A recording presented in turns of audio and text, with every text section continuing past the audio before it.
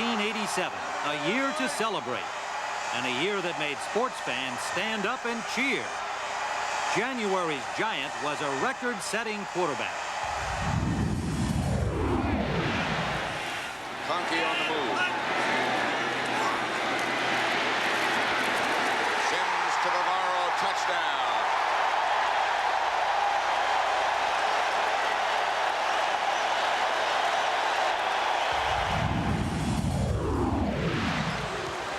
March Madness had a smart finish.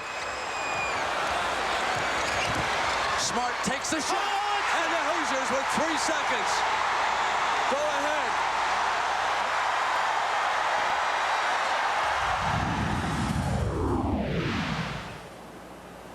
The shot of the year was in April.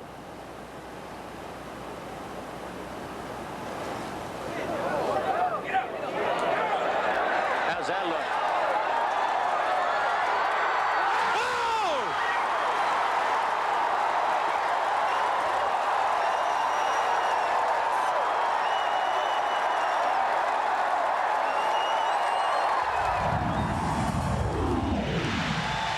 In June, a seismic celebration in Los Angeles. And they're getting ready to pop the corks.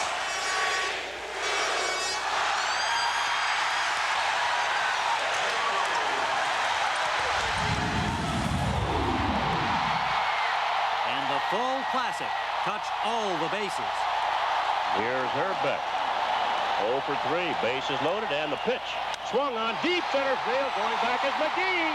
Back to the wall. It is gone. A grand slam home run for Kent Herbeck. And the Twins now lead it 10-5.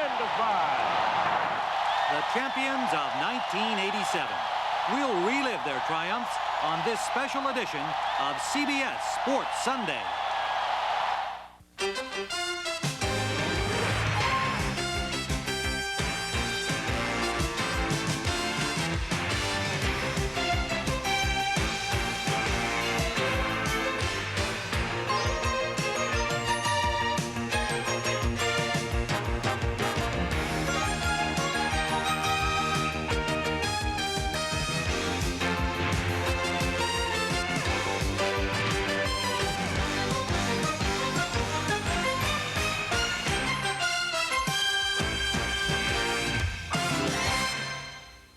This CBS Sports Sunday special edition, Wilson's Sports Year in Review, is sponsored by Wilson Sporting Goods Company.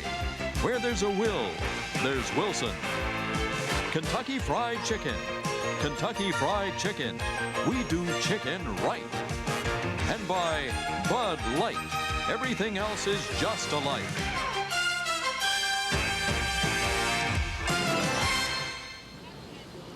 World-famous Fifth Avenue. And with only 5 more shopping days until Christmas, New Yorkers and tourists alike are hustling and bustling about. We are at the Rockefeller Center Ice Rink with its 75-foot Christmas tree. Hello, everybody. I'm Tim Ryan. Merry Christmas and happy holidays to you. And it's my pleasure to be coming to you from this special place at this special time of the year. The time of the year when we can reflect back on the joys and excitement of the past several months. So over the next 90 minutes, we are going to share with you some of the special excitement of the year in sport, 1987. You know, one of the fun things to do at Christmas time is to come here to this rink and ice skate right in the heart of Manhattan. But the center of the ice skating world in 1987 was in another American city, Cincinnati, Ohio. And our Tim Brandt has that story and the rest of the year in amateur athletics. Tim, it's just a short time now till the Winter Olympics in Calgary, and certainly one of the main events will be ladies figure skating, featuring renewed competition between Olympic gold medalist and reigning world champion Katarina Witt of East Germany and former world champion Debbie Thomas of the United States. And it was just last spring here in the Queen City of Cincinnati that these Queens of the Ice staged a most memorable performance.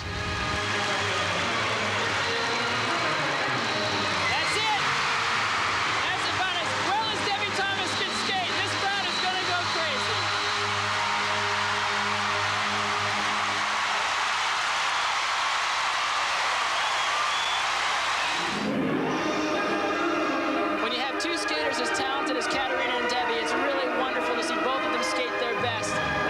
saw Debbie at her best, and we're seeing Katarina at her best. It's going to be real interesting to see what the judges think. They thought Katarina was good enough to regain her crown. But in the Olympic rematch, watch for Debbie's new secret weapon. The triple's getting stronger. It's getting more consistent. I've been landing it a lot more often. And the good thing is I did land it in Calgary already. Another U.S. East German Olympic showdown looms in speed skating. Krista Rothenberger broke Bonnie Blair's world record in the 500 meters to set the stage. But it's going to give me something to want to fight a little bit harder for.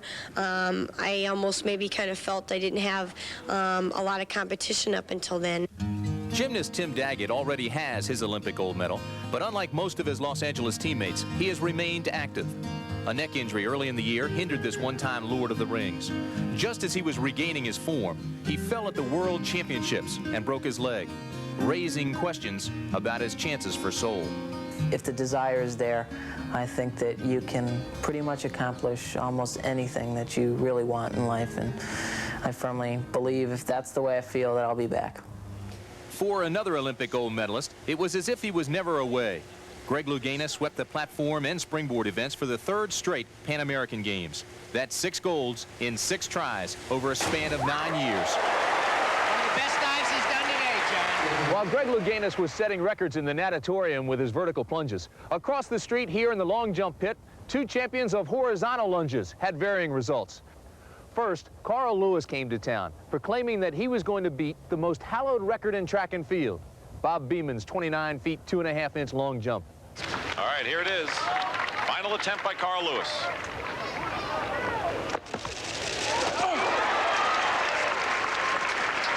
Well, he's not going to break Bob Beeman's record today. It was a fair jump. But the fairest jump of the meet belonged to Jackie Joyner-Kersee. The world heptathlon record holder had come to Indianapolis to train for the upcoming World Championships. Almost as an afterthought, she entered the long jump. 24 feet 5.5 inches later, Jackie Joyner-Kersee had established yet another world record. Indianapolis was also the site for the first indoor world championships, and Greg Foster on the left bettered his own world indoor best in the 60-meter hurdles. But if it's speed you're after, nobody had a faster year than Canada's Ben Johnson, who set the world indoor mark in the 60 meters. And that wasn't the only barrier. He went beyond. In August, at the World Track and Field Championships in Rome, he set a world record in the 100-meter dash, shaving a full 1/10 of a second off the previous mark. Here you can see how Johnson clearly beat Olympic gold medalist Carl Lewis out of the blocks in a controversial and contested start. In the pole vault, Sergei Bubka of the Soviet Union cleared 19 feet 9.25 inches to beat his own world record by 3/4 of an inch. In track's major upset, Edwin Moses' 122-race winning streak was snapped in June. Danny Harris handed Moses his first loss in almost a decade. The jump of the year took place in Surrey, England. Sammy Duval of the United States clinched the World Water Skiing Championship with this leap of over 200 feet.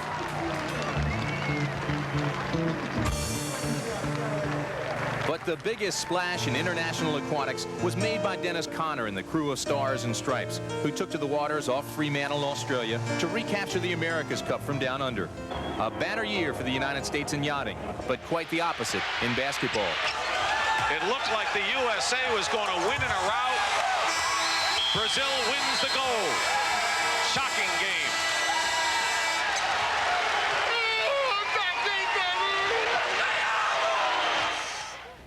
And so the upset of the year in amateur basketball. Months earlier, another basketball championship was won by a team whose coach didn't think had the right stuff.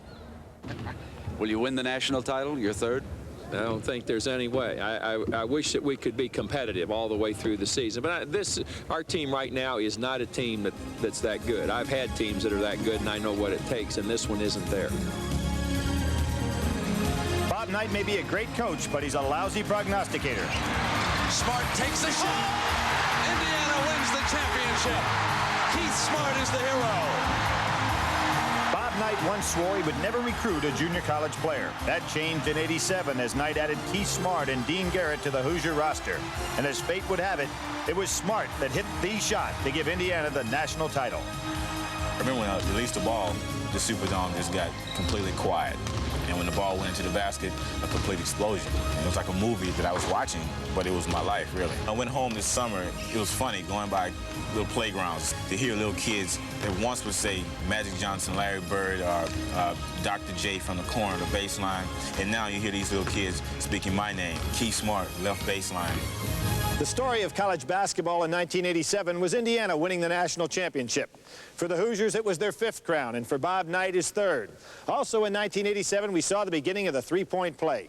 Everybody wanted to challenge the distance, and a lot of people challenged the shot. The three-point field goal changed college basketball in '87, like the 45-second shot clock the year before. 19 feet 9 inches from the center of the basket. Many coaches felt it cheapened the game, and when polled on the subject, 65% voted it down. Yet the NCAA Rules Committee approved the line. We're interested in bringing the trees away from the basket. We're interested in opening up the lane for more driving. And so we think those changes are going to help the game. The outside shot, because of skill, gives certain players an advantage and creates a disadvantage for other players, and it does the same thing with teams, and I don't like rules like that. I've never really been opposed to the shot if they'd move the line out a little bit. I think it kind of cheapens the scoring. It's maybe becoming bigger than the slam dunk because you're going to see more of it, and I think it's added some to the game. The team that benefited most from the three-pointer was Jerry Tarkanian's UNLV Runnin' Rebels. Ranked #1 most of the year, UNLV took more three-point shots than anyone, leading the nation in scoring. And how about Rick Pitino's Providence Friars? They were the Cinderella team in the Final Four, using the three-point shot as their main offensive weapon. A line was also drawn between the classroom and the basketball court. Proposition 48 raised the academic standards of incoming freshman recruits. And no team was more affected than Michigan, which lost 2 of the nation's top recruits for a season. Yeah, I think it's a good rule. I think we should do it for any new player into the league. JC kids and transfers, everything. I think any new player into a college basketball program should have to pass the test and prove that they belong there.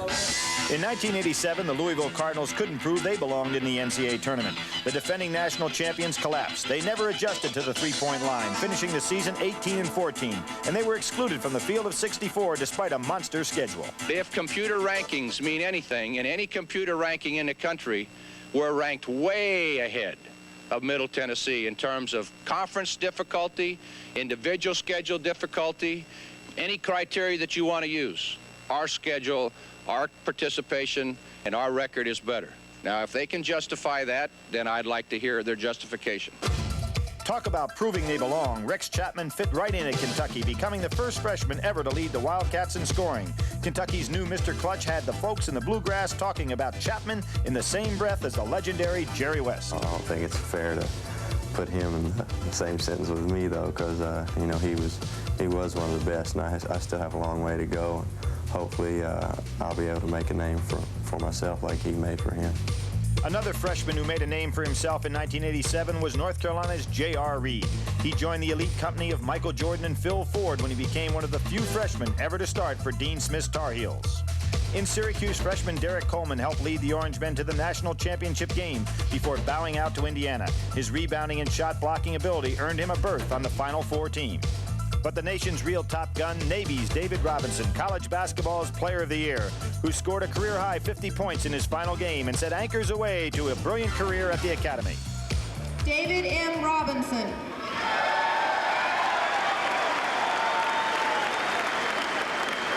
Sean A. Combs.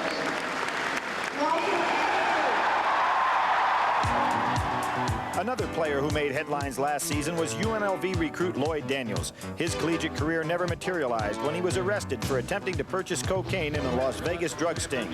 Coach Jerry Tarkanian said Lloyd Daniels was one of the greatest prospects he had ever seen. It was our hope that next year that he would be a member of our team, and obviously that isn't going to happen. In women's men's basketball, the Texas Lady Longhorns, before a record Final Four crowd at home in Austin, were looking to hook their second consecutive title. But the Lady Texters of Louisiana Tech spoiled the crowd's party in the national semifinal, defeating the nation's top-ranked team 79-75 in one of the most stunning upsets in women's NCAA championship history. But in the final, the situation was reversed as Tennessee defeated the Lady Texters by 23 points. It was the first NCAA championship for Tennessee's head coach, Pat Summitt. So 1987 was the year of the Lady Vols. But the shot they'll be talking about for years to come was Keith Smart's leaning jumper from the baseline, a shot which gave Indiana its 5th national crown, as Bob Knight, Steve Alford and company continued the great tradition of Indiana basketball. 1987 was truly the year of the Hoosier. In June, Stanford freshman Paul Carey belted 3 hits to pace the Cardinals to a 9-5 victory over Oklahoma State.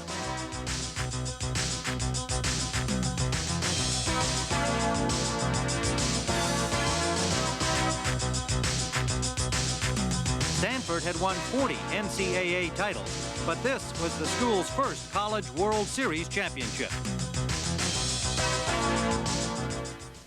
Golf antique, a hickory-shafted putter made in about 1900. In fact, this ball dates back to about the same period. Wooden-shafted putters like this make great Christmas gifts for golfers, that is, if you can find them somewhere. And our story of the year in golf dates back to that era when everybody played with these wooden sticks. Pat Summerall looks back at yet another link between that generation and 1987 in his report on the year in golf and tennis. The Country Club in Brookline, Massachusetts, site of the most momentous round in the history of golf. For on this day in 1913, America will begin its 20th century domination of the sport. This is the U.S. Open, but the favorites are England's Harry Vardon and Ted Ray. And so it comes as a shock when a 20-year-old amateur, Francis Ouimet, who grew up caddying on this course, not only ties England's best, but beats them in an 18-hole playoff. Ouimet won over par 72. Vardon 77. Ray 78. A hometown hero produces an upset the likes of which we won't see for another 74 years. Larry Mize was born in the place where they play the Masters, Augusta, Georgia. And it was evident early on that he was going to be one of the fine players on the tour. But there was one knock against him. When he got in a position to win, he started to play it safe. And over the years, it cost him. And so there was one shot in the second round of this year's Masters that caught my attention. He had 250 yards to the green with water in front at the par 5 15th. The safe shot was to lay up. Larry Mize didn't do that.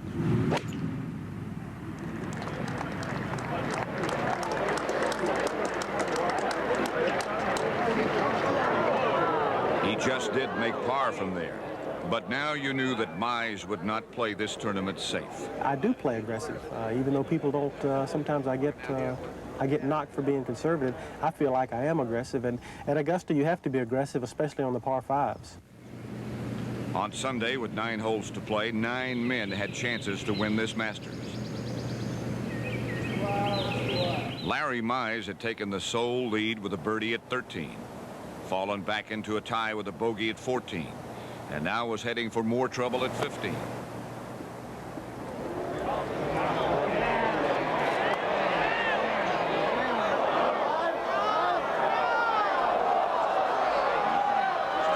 A 6 dropped him 1 shot back with 3 holes to play.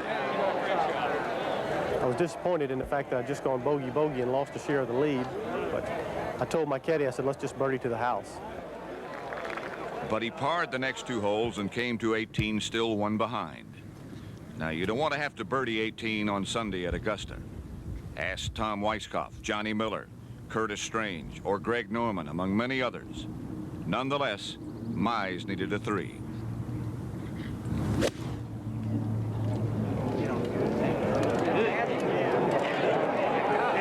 Oh, check. Here it comes. Look, watch this. Watch this.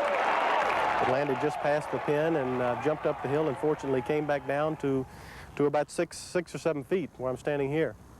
And it was a very nerve-wracking putt. I was nervous over the putt, but I said, well, you know, we've got to make birdie. Without a birdie, I've got no chance. And the putt was just a right lip putt. I said, play it at the right lip, have the right speed, and it'll go in. And, you know, I couldn't have hit a better putt.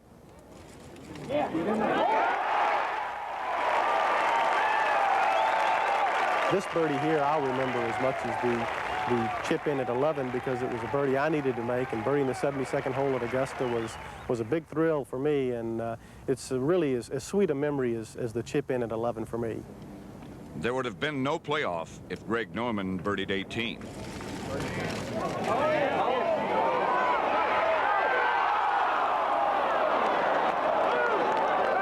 But now it began. Like we met against Varden and Ray, Mize would challenge the two great foreign players of his day, Norman and Seve Ballesteros. A sudden death playoff beginning at the 10th hole. Ballesteros bogeyed, and then there were two. At 11, it looked like Mize's turn to go home.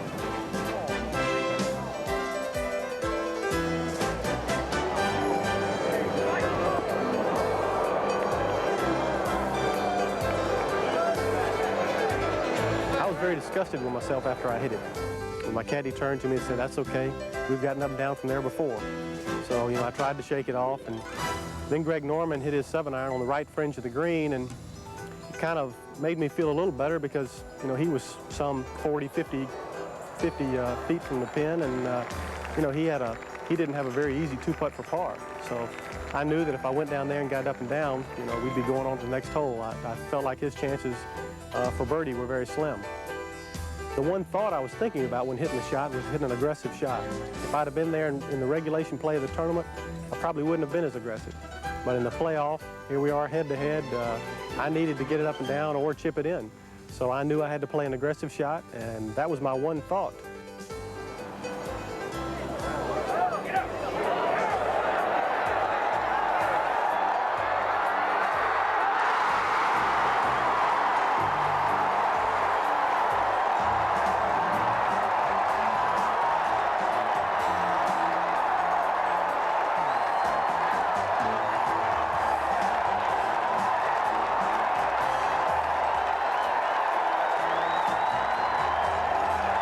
Greg Norman missed his chance to tie in an historical sudden death playoff, and golf had a new hometown hero.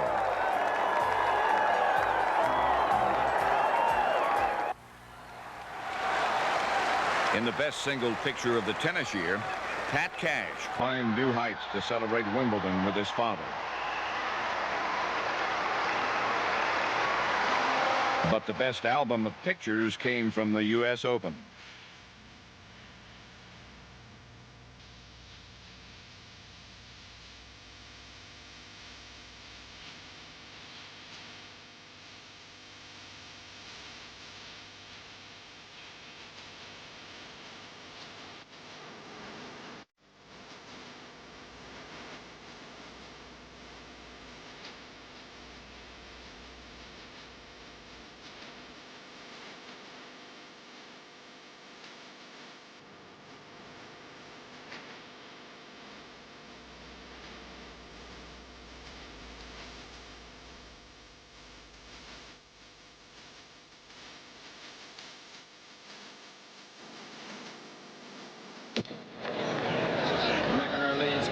To 4.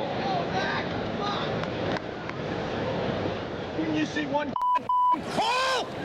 Couldn't you see anything? That cost me the damn set. Because of that, the set was over. That ball was out. The set was over. Code violation and sportsmanlike conduct.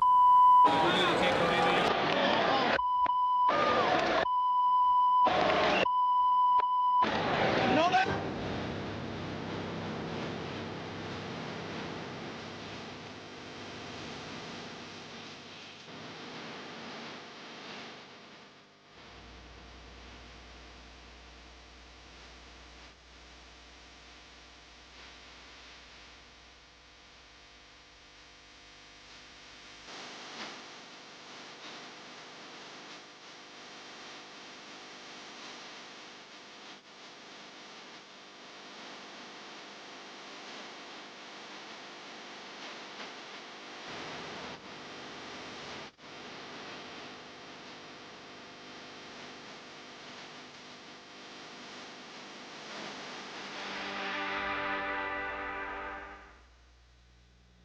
'Twas a year of streaks in college football.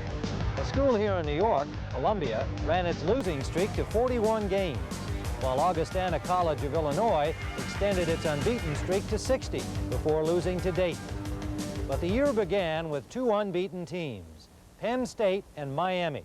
And for just the 7th time in college football history, number 1 met number 2 in a bowl game for the national championship. Jim Nance has more from Miami. That's right, Tim, but it wasn't at the Cotton, Rose, Sugar, or even here in the Orange Bowl where the national champion was crowned. Because number 1 Miami and number 2 Penn State are both independents, it was the Fiesta Bowl that was able to put together the dream matchup. The game was moved to January the 2nd so that all eyes could watch these two unbeaten powers battle for number 1 in Tempe, Arizona. The pregame hype was built for weeks.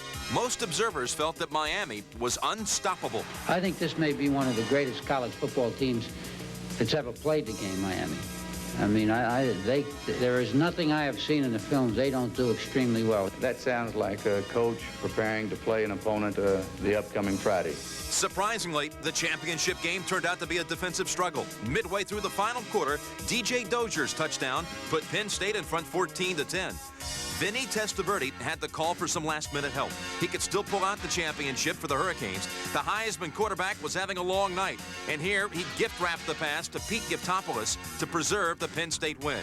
Jimmy Johnson's high-powered offense had been shut down, and Testaverde picked off 5 times. Joe Paterno was able to ride off with his 2nd championship of the 80s. In the fall, the preseason top 20 polls had Oklahoma back in front at number 1. And Penn State had an early season challenge at home against Alabama. It is Humphrey cutting back in a tremendous hole as he breaks free. Bobby Humphrey loose. They won't catch it. Bobby Humphrey. The most exciting game of the year, early October in Tallahassee. The Florida State players talked Coach Bobby Bowden into going for a 2-point conversion and a win over Miami. But the passes knocked down and the Hurricanes held on. I was going to kick it, and I said, dang, we've missed about 3. We've missed 3. I couldn't gamble on another miss. Other teams gambled every time they kicked the football to Notre Dame's Tim Brown. Tim Brown at the 30. Tim Brown. One man to beat. He's gone. It was just 5 minutes later in the same game against Michigan State where Tim Brown emerged as the early season Heisman leader. One man to beat again. Tim Brown will score. Pittsburgh's Craig the Ironhead Hayward hurtled into the Heisman chase with a consistent season, while at Holy Cross, Gordon Lockbaum, the two-way player for the Crusaders, led his squad to a perfect season and the number 1 ranking in Division I AA. Do you recognize this face? He's the Florida Flash, running back Emmitt Smith. Who's Emmitt Smith? Emmitt Smith set a record for freshmen, rushing for 1,000 yards in 7 games. That topped the mark of 8 games held by Tony Dorsett and Herschel Walker. In mid-October against Penn State, America found out about Don McPherson, quarterback at Syracuse, who would make a late Heisman charge. Everyone was aware of Lorenzo White's talent. He carried Michigan State to its first Big Ten title in 22 years. And a Rose Bowl date with USC. Indiana, for the first time ever, beat Michigan and Ohio State in the same season. For the Buckeyes, the ball bounced the wrong way all year. And while opposing coaches were riding off the field in glory, Earl Bruce was ridden out of town. After the game against Michigan, Earl Bruce will no longer be the head football coach here at Ohio State. Because of Bruce's clean track record and his loyalty to Ohio State, his firing triggered great debate in the college community. And I love Ohio State University. And I love this football team. Rivalry Saturday, November 21st, one last chance for the Buckeyes to show their love to the coach, Earl Bruce. And the players banded together in the game against Michigan. The Buckeyes trailed at one point 13-0 before staging a rally and pulling off the victory. Earl Bruce exited Ohio State head and shoulders ahead of the school president in public opinion polls. All season long, the national service polls had Oklahoma and Nebraska ranked 1 and 2. This was the game to watch in the fall of '87. No excuses, no crutches come game time here. And Oklahoma, without the injured quarterback Jamel Holloway, busted loose in the second half to pick up the victory and advance to the Orange Bowl for a shot at a national championship. Syracuse's surprising season stayed intact in the final game. Some last-second magic by McPherson. Even that wasn't enough to take the Heisman away from Tim Brown. He was a landslide winner and the 7th Irish player to win the award. Miami had another perfect season and muscled its way to victory in the final game against South Carolina. The Hurricanes will face Oklahoma in the Orange Bowl for the national championship. So for the 3rd time in 6 years, the national championship will be decided on this field. Don't be surprised if Miami, Oklahoma comes down to a last-second field goal.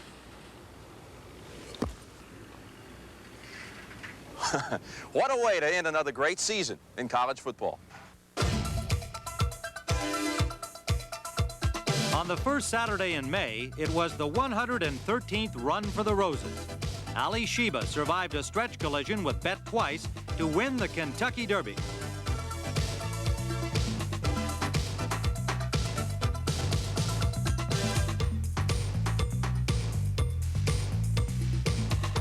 Ali Sheba and jockey Chris McCarron then won the Preakness. But the bid for the Triple Crown was foiled at the Belmont by Bet Twice. This fall at the Breeders' Cup Classic, Ali Sheba again finished second, losing by a nose to Ferdinand, ridden by the ageless Bill Shoemaker. Performance. Still to come, plays that go beyond the boundaries of the ordinary. And when we return, John Madden with the year in the NFL. After this word from your local station. The Big Eight's Offensive Player of the Year, Thurman Thomas, powers Oklahoma State against West Virginia in the John Hancock Sun Bowl, Christmas Day on CBS Sports. Life took place in April of 1987 when I beat Marvelous Marvin Hagler for the middleweight crown. Get in here.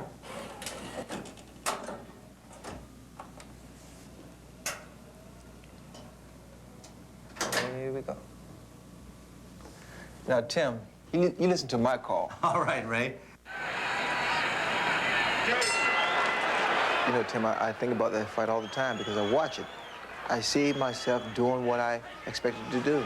Didn't think it would be so easy. Watching the QMI home video of Hagler versus Leonard, the super fight, Ray Leonard certainly did make it look easy in winning the first 4 rounds. Was he as slow with his hand speed as you anticipated? This man was slow. I mean, extremely slow. I mean, it was someone that called me on the phone and said, Ray, look for Marvin's punch. It should be there in about 2 seconds.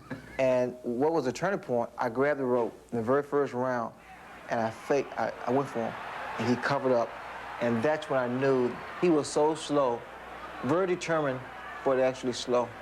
Round 5, Ray, is the first round that I gave Hagler on my scorecard. It seemed that in his stalking of you, he finally was able to get close enough and put some punches together, particularly the body.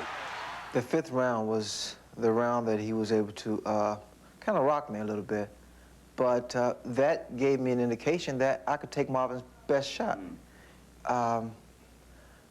You know, I wobbled back, and I was okay. You know, it just dazed me slightly.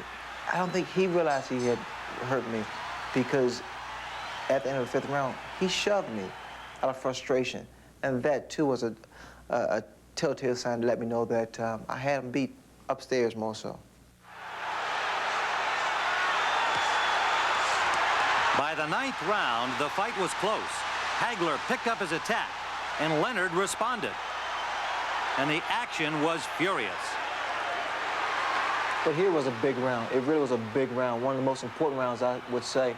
Well, you can look, if you look at Marvin's face, you can see signs of desperation, and he couldn't understand how I was able to withstand his punches and the resiliency that I was able to offer. There would be one more big flurry in the final round. And then, after a split decision, the fight and the title were Leonard's. You know, Tim, it's not just a fight that meant the world to me. I went out to do something that I felt I could do, no matter who opposed to it. And the world opposed to me fighting Hagler. But it wasn't Hagler that made me happiest. It was the fact that I knew I could do something, and I did it, no matter what no one else said. Almost overshadowed by the Leonard Hagler fight was a landmark performance in 1987 by Thomas Hearns. In late October, this knockout of Juan Roldan won Hearns the WBC middleweight crown. Hearns became the first man in history to win 4 titles in 4 weight classes. I have something Ray Leonard doesn't have. I have something that Marvin doesn't have. I have something that no other man in the history of boxing does not have. Roberto Duran is still at it, too. At age 36, the only man to beat Ray Leonard won both times that he fought this year and wants one more crack at Ray. So, too, does the man in the gold trunks, young Mike McCallum. He threw the punch of the year, knocking Donald Curry senseless.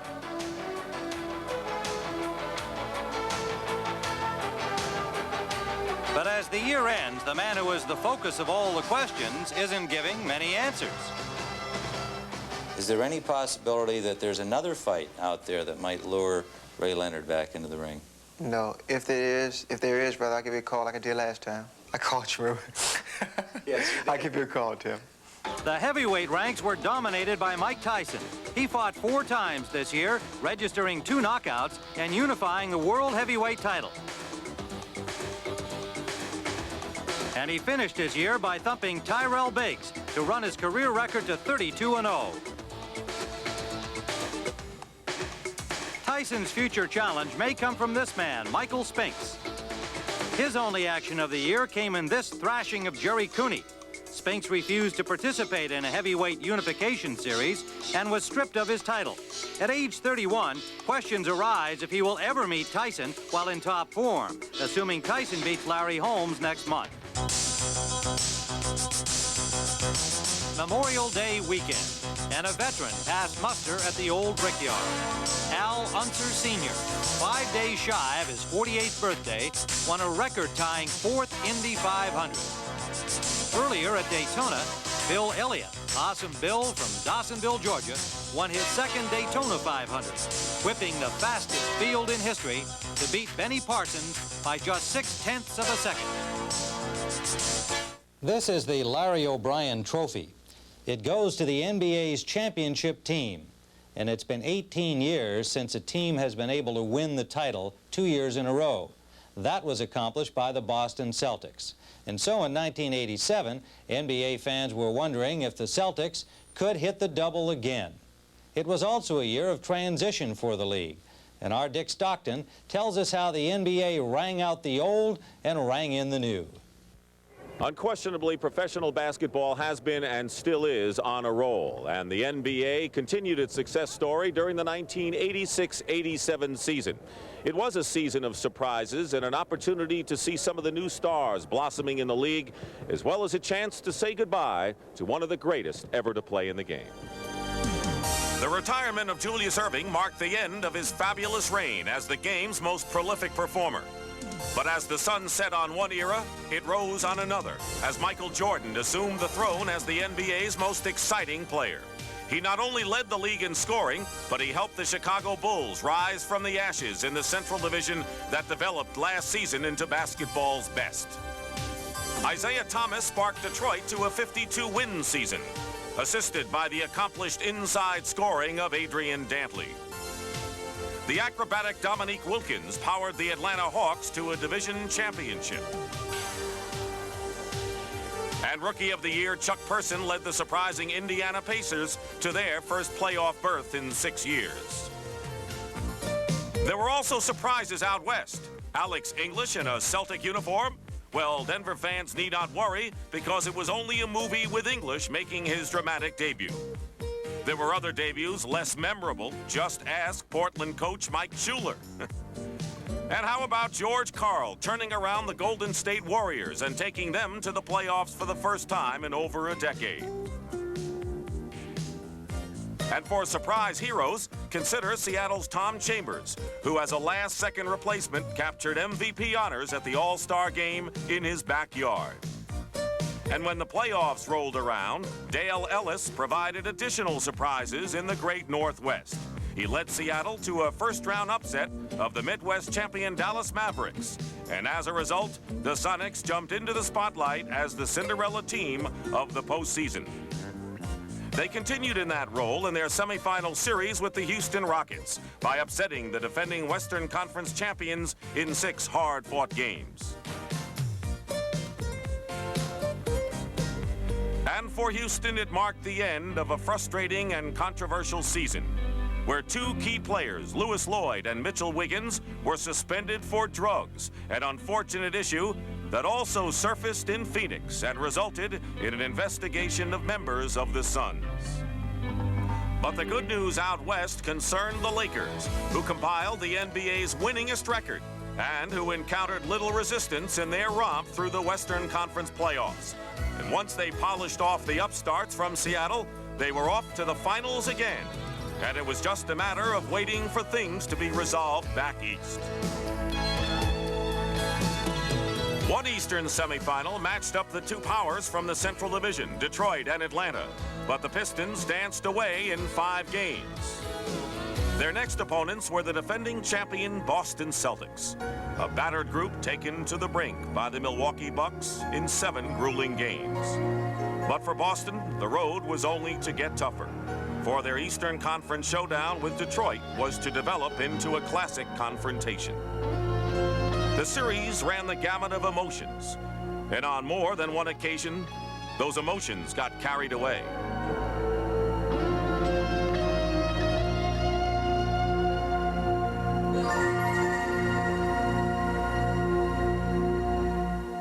But they battled even over 4 games.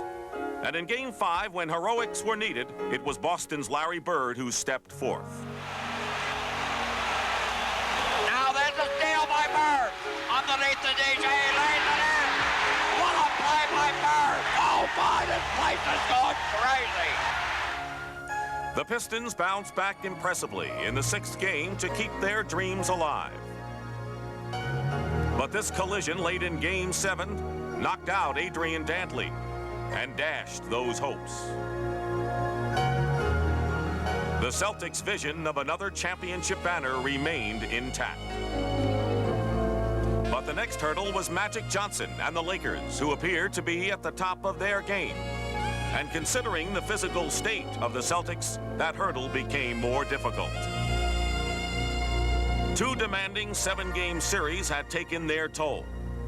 In the critical 4th game of the NBA Finals, Magic Johnson's game-winning hook shot turned the tide in the series. And while the Celtics displayed the heart of a true champion, it was not to be their year. For this year belonged to Magic Johnson. He capped off a brilliant MVP regular season by earning MVP honors in the finals as well. And for the 4th time in this decade, the Lakers were world champions. Well, in the beginning, we talked about the surprises in the NBA this past season, but the LA Lakers winning the world championship was hardly shocking. The NBA has not had a repeat champion since 1969, but as soon as the Lakers won the title last June, the cry went out. Could they repeat?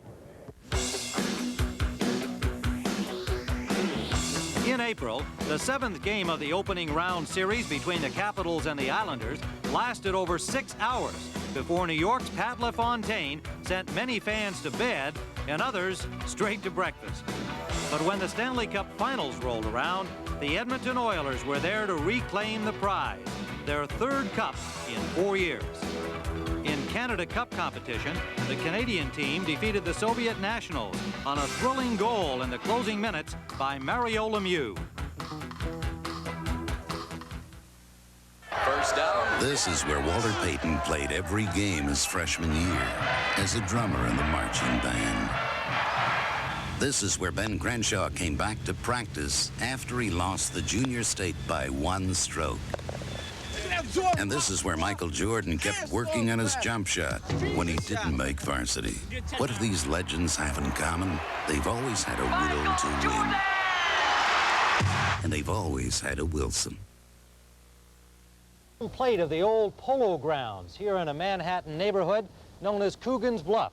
Back in 1924, it was the home stadium of the New York Baseball Giants. and perhaps it was as windy then when they played the Washington Senators in one of the most thrilling World Series ever. It went into extra innings of the 7th and final game. The Senators won their first and only series. That is, until this year, when their successors, the Minnesota Twins, won baseball's first ever indoor World Series. Brent Musburger has more on that and the rest of the year in baseball. It was a season of streaks in baseball. The Milwaukee Brewers have won 13 games. And it all began in Milwaukee with the Brewers. Streaking stayed the rage as Paul Molitor gave chase to Joe DiMaggio's record 56-game hitting streak. 39 in a row. How about that? And it was the modern-day Yankee Clipper, Don Mattingly, making headlines as he smashed homers in 8 straight games to tie the Major League record.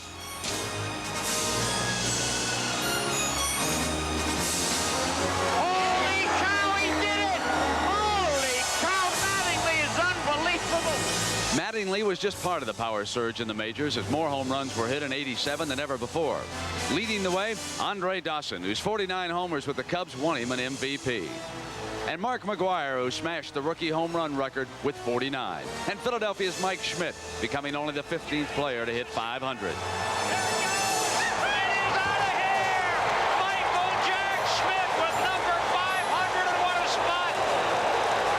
Only 7 players had ever hit 30 homers and stole 30 bases in the same season, but 4 more joined the 30-30 club in '87. And this combination of speed and power drove pitchers to try almost anything to get them out. The Twins' Joe Niekro tried to file hitters away. Don Sutton was caught red-handed trying to get the edge on the hitters. And the Phillies' Kevin Gross had nothing up his sleeve, but plenty in his glove.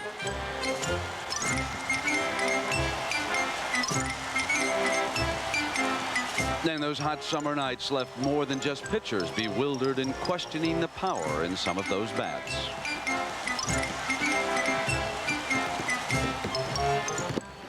As the summer gave way to fall, it provided the backdrop for the biggest story of the year. Back in April, the Minnesota Twins had been quoted as a 100-to-1 shot to win it all. A love affair developed between the fans and this baseball team.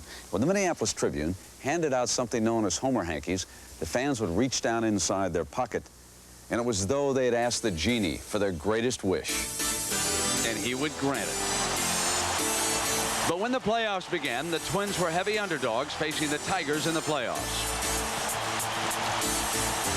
Hearing the announcers on TV pick the Tigers, I think it maybe just angered the players enough to want to show the rest of the country that the Minnesota Twins were a pretty good ball club. But those Hankies were magical. Against Detroit, the Twins seemed to come up with every clutch hit.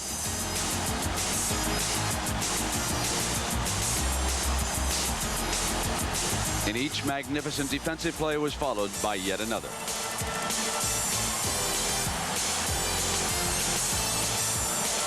This would be the biggest play of the baseball season.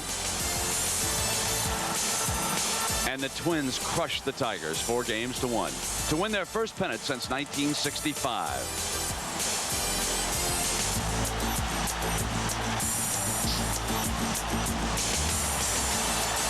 Meanwhile, in the National League playoffs, the power hitting of the Giants' Jeffrey Leonard staked San Francisco to a 3-2 series lead over the Cardinals. But disaster struck for the Giants in the 6th game when outfielder Candy Maldonado lost a fly ball in the lights and the Cardinals tied the series. In Game 7, the pennant was decided by one swing of the bat. Swinging a long one to left field. Up against the wall, and it might go. Home run! Home run! For Jose Oquendo. The Twins and the Cardinals, a World Series that would see unknowns and utility players steal much of the spotlight. Swinging a long one into left field. Way back at the track, and it might go. Grand slam. You know, the games have so many unlikely heroes. You know, you're waiting for a back and puck hitting Gaetti to do all the damage all the time, and when you get a guy like Gladden to hit a grand slam, it really picks the other guys up. After splitting the next 2 games, Minnesota led the series 2-1. But then little-used Tom Lawless emerged as the hero for the Cardinals. Swinging a high fly ball to left. Way back at the track. This ball may go. It's a 3-run home run. Now St. Louis had the momentum and won Game 5. And as the series returned to Minnesota, the Cards were hoping to put the Twins away. I felt that Whitey was going to try to win it in four straight. He beat us to 3 straight in St. Louis, and when he was decided to go with Tudor on the next day, I felt he was going to try to put the nail in the coffin right there. But for the Twins, there was a dome in those Hankies, and in Game 6, it was a native son who delivered the winning blow. Deep center field. Back is McGee. Back to the wall. It is gone. A grand slam home run. The final game, and destiny seemed against the Twins. They were stopped on almost every scoring opportunity. Trying to score. They could draw him out. He is out at the plate on a throw by Coleman. Finally, in the top of the 6th, the Twins get a break. Tommy Herr was picked off first with a go-ahead run. And then in the bottom of the same inning, Minnesota took the lead for good on an infield hit.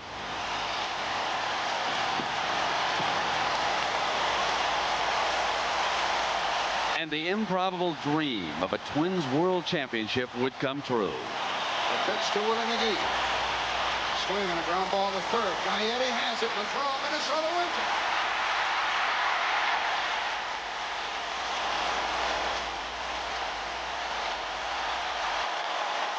Like Whitey said, it's great to get to the World Series. You're in the World Series. Not many managers can say they're in the World Series, and he's right.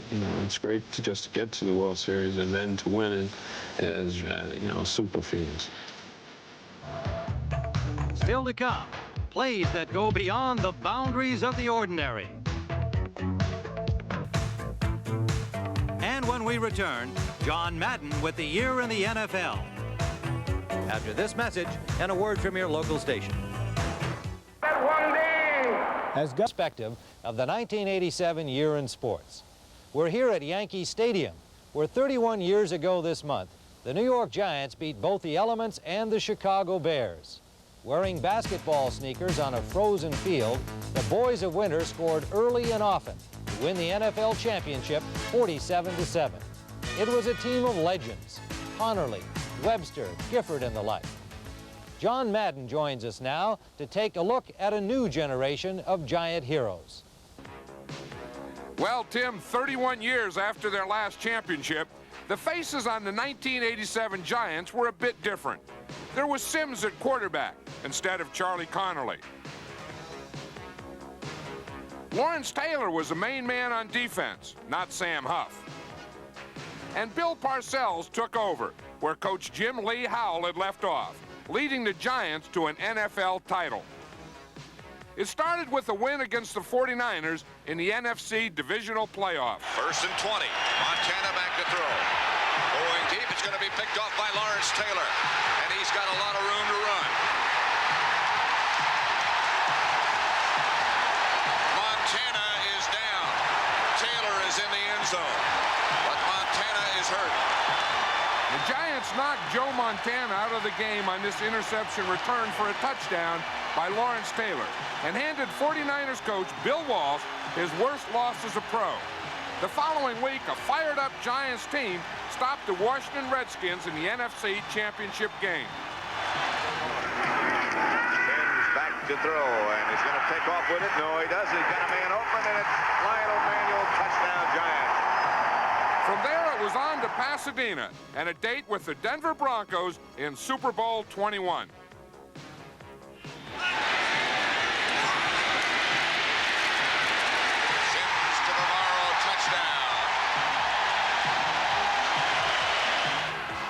The Giants scored 30 second-half points, including this tip pass to Phil McConkey, and beat the Broncos 39-20 to win their first Super Bowl. This is as good as it gets. Doesn't get any better than this. And the great thing about it, it lasts forever. After the Super Bowl win, the Giants and the rest of the NFL took off for a while. Well, hockey and basketball and baseball took over. Then when the regular season started again in 1987, the Giants found out that winning a championship is one thing, but repeating as a champion is another story. When the new season opened up, the Chicago Bears dominated the New York Giants in a battle of the last two Super Bowl champions. High formation backfield, Tom Zach takes the handoff to Peyton, goes over the top.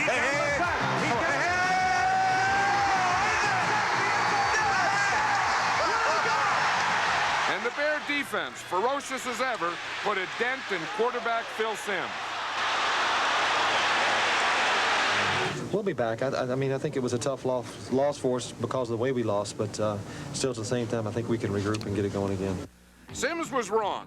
The Giants never recovered, but the NFL took an even bigger hit when the Players Union president, Gene Upshaw, and chief management negotiator Jack Donlin were unable to reach a new collective bargaining agreement. That led to a players' strike, which lasted 4 weeks and put people in an ugly mood. Fans went crazy. Players waved rifles. And striking Chiefs linebacker Jack Del Rio got into a fight with Hall of Famer Otis Taylor. Unlike the past, this time the games went on. Teams like San Francisco and Washington, who signed the best replacement players, had a big advantage. When the regulars returned, one All-Pro sulked on the bench. When I look at guys that make 3 times my salary and they do almost the same thing I do, I think it's a little bit unfair. And I told John, I said, I feel like that I should have been a 5th, 6th round draft pick. I'd have came out a lot better. Dickerson had it with the Rams, and the Rams had it with Dickerson. So they sent him to Indianapolis for 2 players and 6 draft picks in one of the biggest trades in NFL history. With Dickerson gone, Charles White stepped in. He leads the NFL in rushing, and the Rams have won 5 straight. But the back who may have had the biggest impact this year is Bo Jackson of the Raiders. This 91-yard run is the longest in the NFL this season. Not a bad-looking play for a guy who calls football his hobby. Some other guys have had big years also, like Joe Montana, who set an NFL record by hitting on 22 straight passes. And his favorite target, Jerry Rice, who last week tied the league record with 18 touchdown catches. But just when everything was going San Francisco's way, Joe Montana went down on Monday night, joining his Bears counterpart, Jim McMahon, on the sidelines. With Steve Young at the helm, the 49ers crushed the Bears 41-0 and took a huge step toward sewing up the home field playoff advantage. I know we're not America's team. I think we have a good, solid football team. We're going to make a run at it this year. John Elway and the Denver Broncos are also making a run at it. Their goal is a 2nd straight trip to the Super Bowl. But the AFC races are wide open. You know, every year in the NFL, there's always one team that's a Cinderella story. This year, it's New Orleans. Malone with a long count, pitching it to Pollard, sweeping left. He stopped short of the goal line. The Saints have held him. In addition to a strong defense, the Saints have relied on their running game and special teams to end decades of suffering for fans who can finally say that their team is a winner. When you get there, you are a playoff team, and the New Orleans Saints, 1987, are a playoff team. So it's bottoms up in New Orleans, and the 1987 playoffs are almost upon us. Can owner Tom Benson boogie all the way to the Super Bowl? Well, that's the beauty of the NFL. You just never know once the postseason gets underway.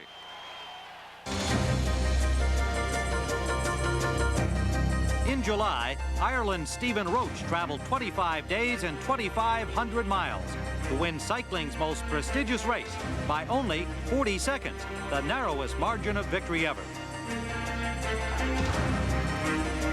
In November, Ibrahim Hussein, a 29-year-old Kenyan, was first in the field to traverse the 5 boroughs of New York City.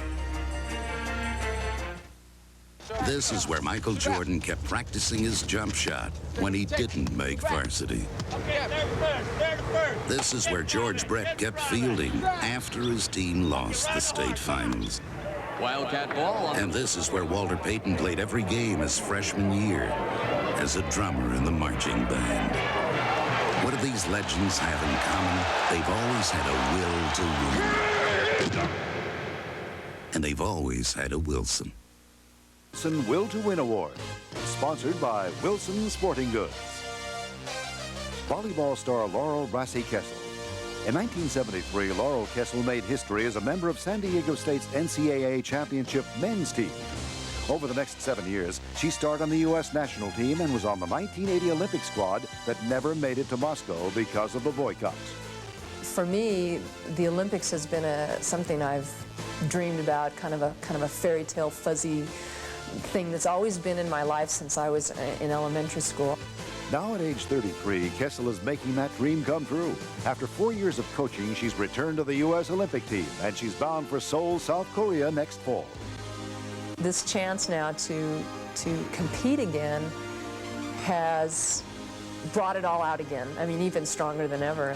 And I think it's the will to win is just persevering and hanging in there and going after it, where I think maybe a lot of other people would just say, that's too much.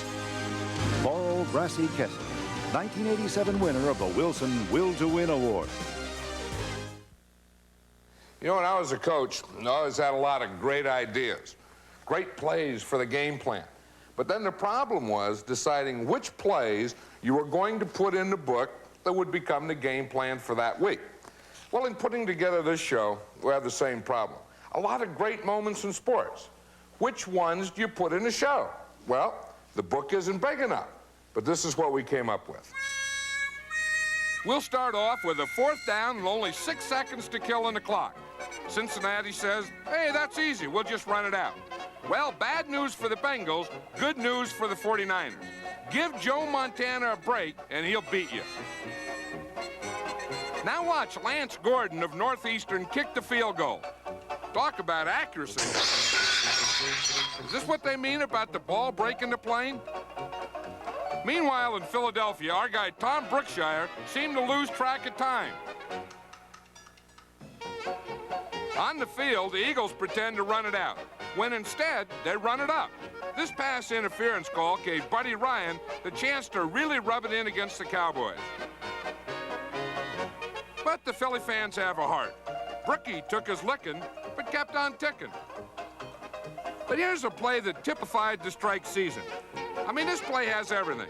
An interception, 2 fumbles, and the guy who started with the ball ends up with it, only to find out that he can't advance the ball.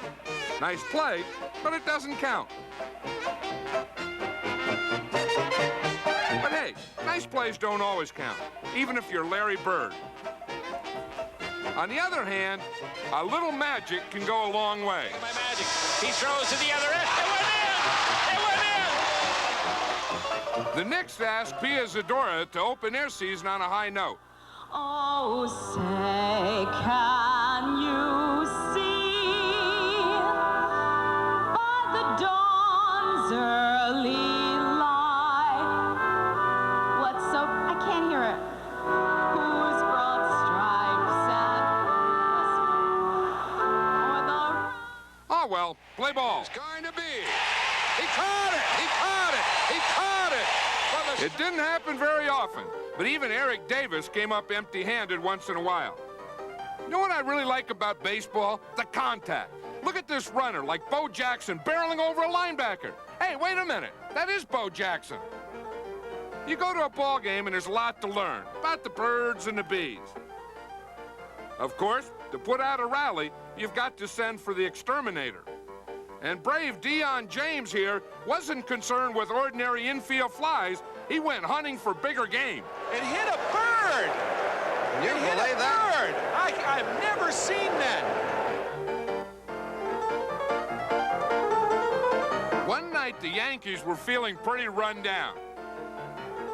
Watch this.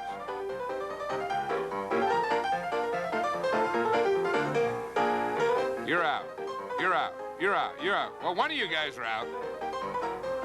In hockey, Philadelphia's Ron Hextall became the first goalie in the history of the National Hockey League to shoot and score a goal. Okay, now what's wrong with this picture? Here comes Amber X down the stretch at Turfway Park, but she's missing something. There they go. Harvey Wallbanger breaks on top. You've heard about shuffling off to Buffalo. Well, here's a Buffalo shuffle. Harvey Wallbanger on the inside, beaten by a snout. But you tell Harvey he's not supposed to roam in the winner's circle. Now here's an animal. It's George the Animal Steele. He's just one of those guys who prefers stuffing to potatoes. Now here's a new sport. It's tricycle jumping, and it's creating quite a splash. Now here's our Phil Boggs modeling the latest in formal swimwear. And after spanning my globe a bit, here's what may be my favorite sequence of plays. Meet William Wrighton, the freshman of South Carolina State's last hope to beat Grambling. The kick is on its way, and it is no good. Hey, it's not hard to rough a 250-pound kicker. Big target there. Take two. The kick. Another penalty flag. The kick was blocked. Another chance. Come on, Will, you can do it. Everyone has faith in you. And Wrighton's kick. They look. It's so good. I'll tell you, if I were Eddie Robinson, I'd be worried. If they get any closer, old Will's liable just to pick up the ball and run it in. And this kick is good. And there are... William Wrighton, a kicker on a roll. And oh, hey, Tim, just one more. And then this year goes down for the count. Leave it to our John Madden to provide a knockout ending to a year that began with a splash and ended with a roar. And in between, there was a little touch of magic. And so for all of us at CBS Sports, I'm Tim Ryan, wishing you all a happy holiday season and hoping that you have a memorable new year.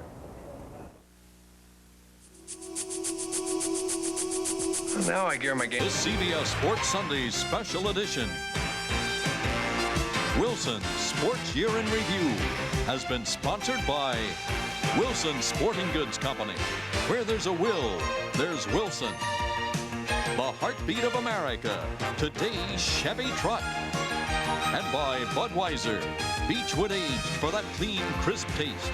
This Bud's for you.